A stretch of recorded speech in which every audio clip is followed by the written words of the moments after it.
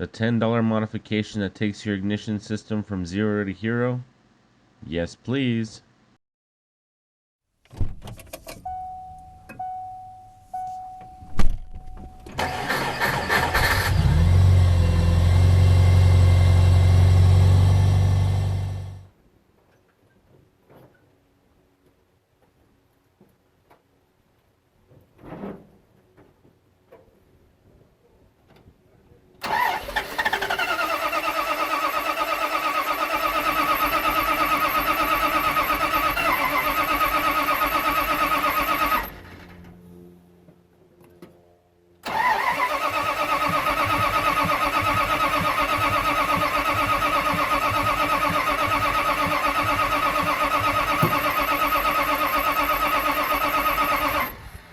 Welcome to the nightclub, guys. It's your host, Night Wrencher.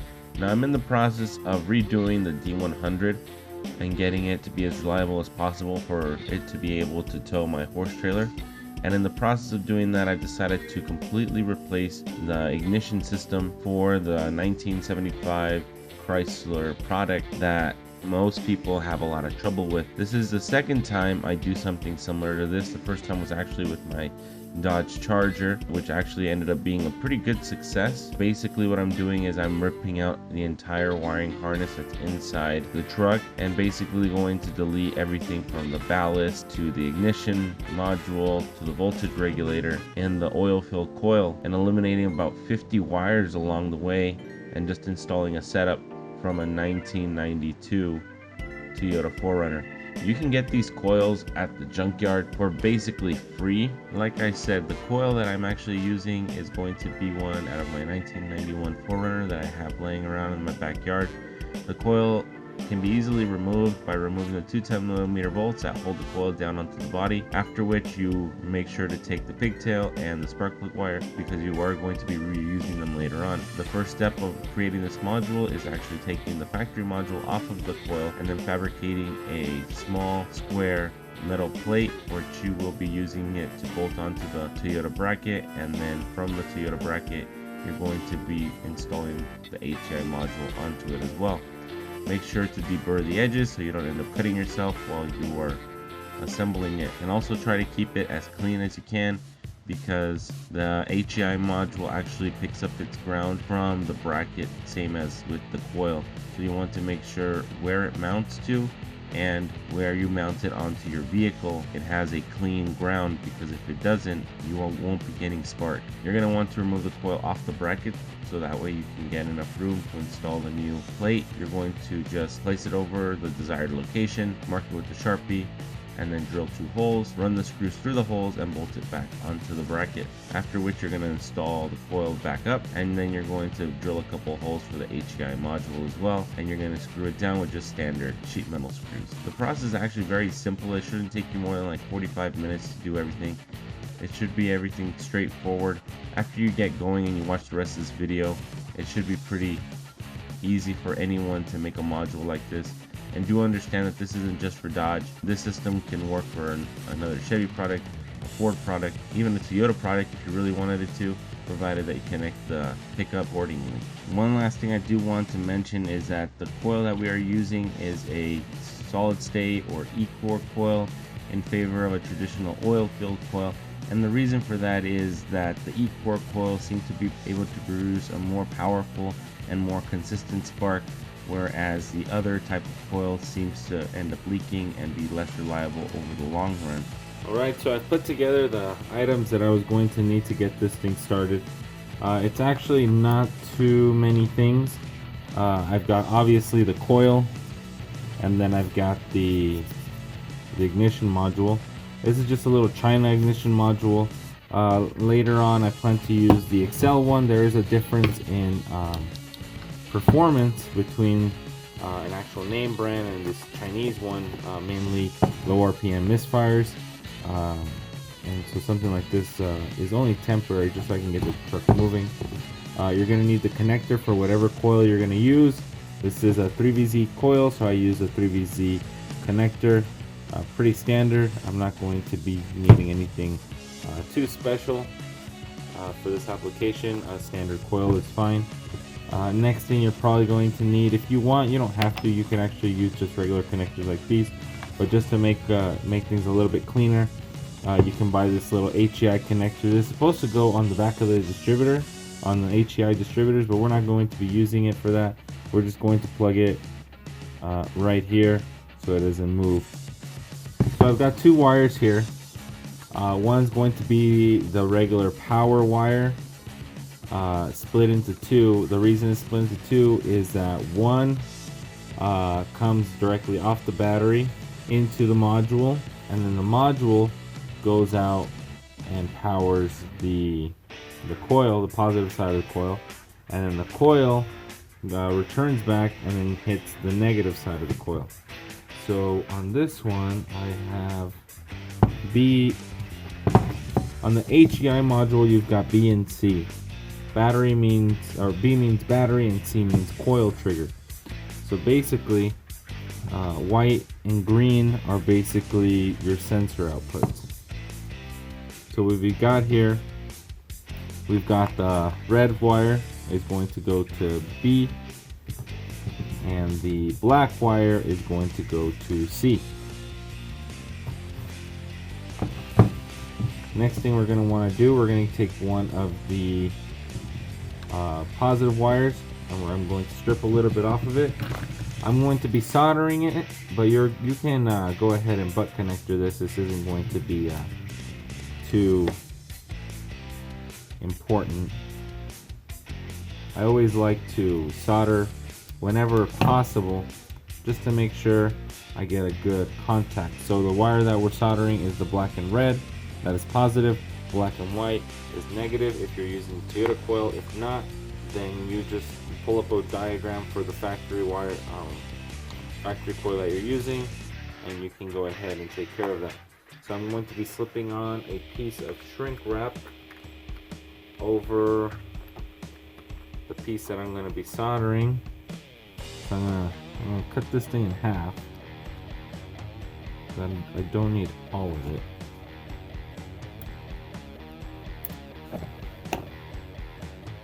That's going to go in one. And because the black one's also going to go into the coil, I'm going to go ahead and slip the other one on that too. The next thing I'm going to do is actually I'm going to grab a third piece of shrink wrap.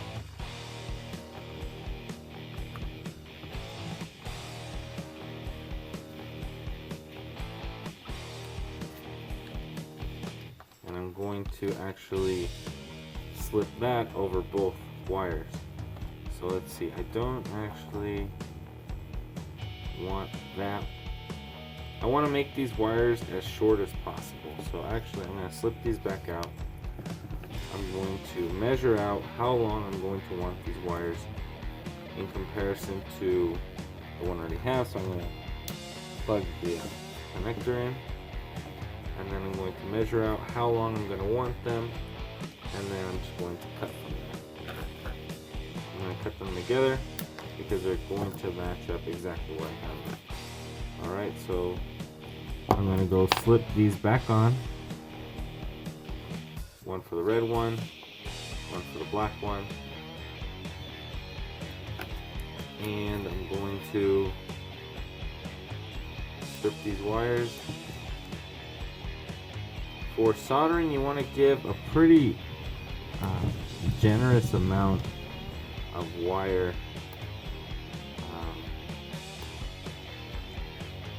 The reason for that is you want to give yourself enough room to maneuver the wires around each other, and if you don't, you're going to end up with a pretty big bulge in the middle, and you don't really want that.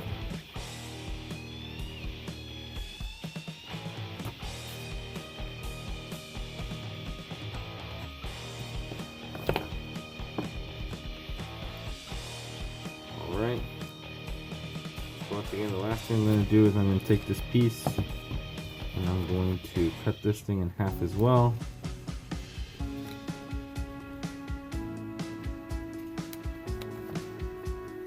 And I'm going to slip it over both wires. So actually what you want to do is slip it over this first, and you want to slip this one, and this is just a little bit of extra work just to make things look a little bit cleaner. You do have to be careful when soldering this close, because if you apply too much heat, you're going to be shrink wrapping preemptively, and that's not good. So let's start with red. You want to get this as tight as possible. You don't want it to be all bulgy. You want to get this as tight as possible. Let's see if I can focus this camera. There you go. You want to get this as tight as you can. So my soldering iron's already all warmed up, and I'm going to be quickly soldering this thing. Like I said, you do have to work fairly quickly so you don't burn through the other pieces of shrink wrap. So you want to give this a good amount of heat. So I'm going to take a quick break. I'm going to take this piece off of there. There we go. Okay, I'm going to give that a quick break while I adjust my solder. And then go through and hit it a couple more times. You could already see that the shrink wrap is already being affected, even though I haven't actually done much yet.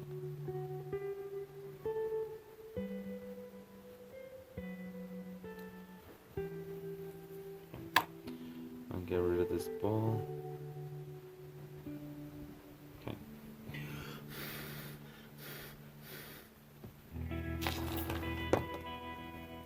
I'm going to go ahead and slip this over this as soon as it cools. If you slip it over before it cools, as you're putting it on, the shrink wrap is going to get smaller, and then it'll be even harder for you to put it on, and that's not good. You want it to be cool to the touch. It should cool fairly quickly. Don't burn yourself with the iron. Okay? Just slip it over. Just keep it more or less where you need it to be. You want to move that, you want to go ahead and move that right now instead of later, because you're going to be applying more heat to the negative side, and if it does end up shrinking, you don't want it to get in your way. So let's twist these wires so they're nice and tight for when I twist them together, they don't separate. Just like I did with the other wire, you want to get them nice and tight. And then I'm going to get myself a nice piece of solder the tip of this, and I'm going to go ahead and just solder everything.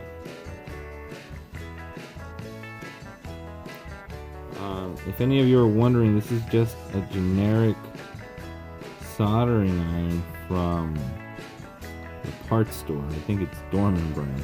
This isn't anything like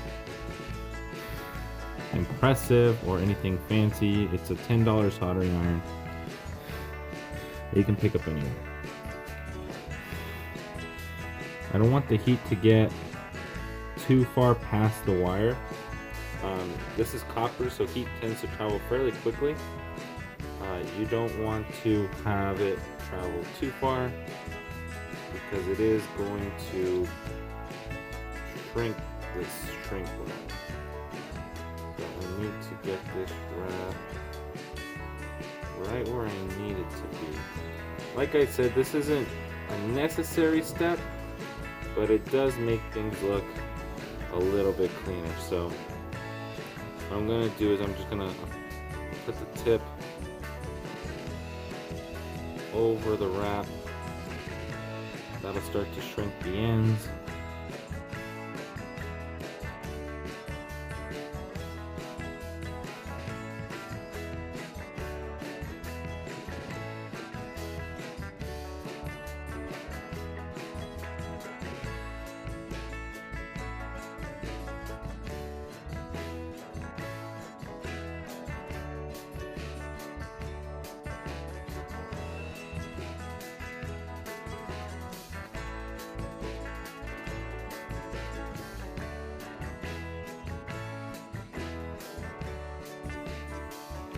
Okay. So that's as good as that's gonna get. So I can go ahead and plug this into my coil.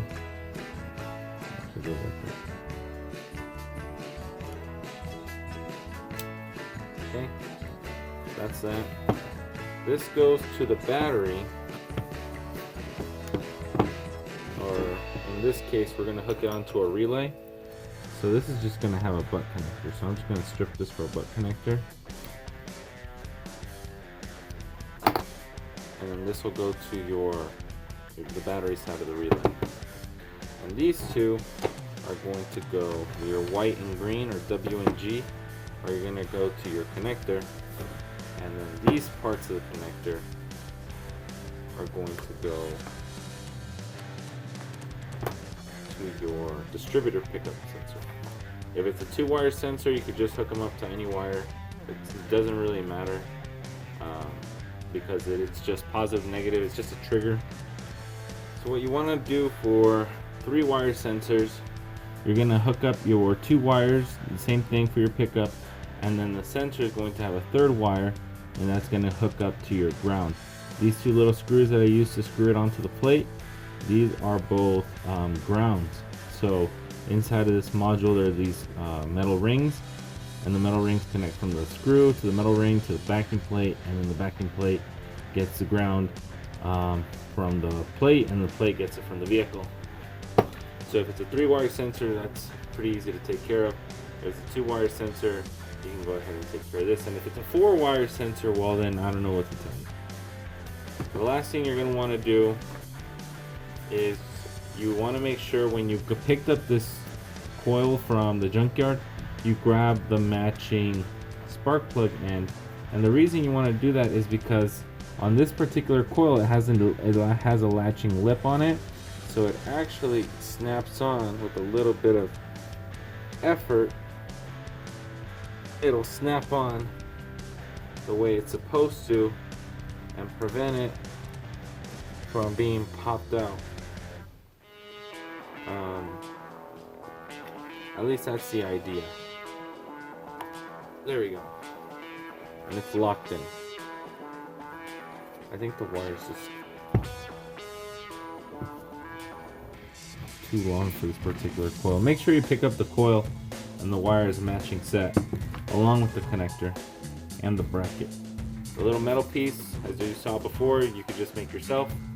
And then the little module, you could just steal it from a random Chevy at the junkyard with any kind of more modern HEI, or you can pick one up at, I think, the parts store. They're like $45 for an Excel one, which is probably the better option because it does seem to run better with an Excel coil.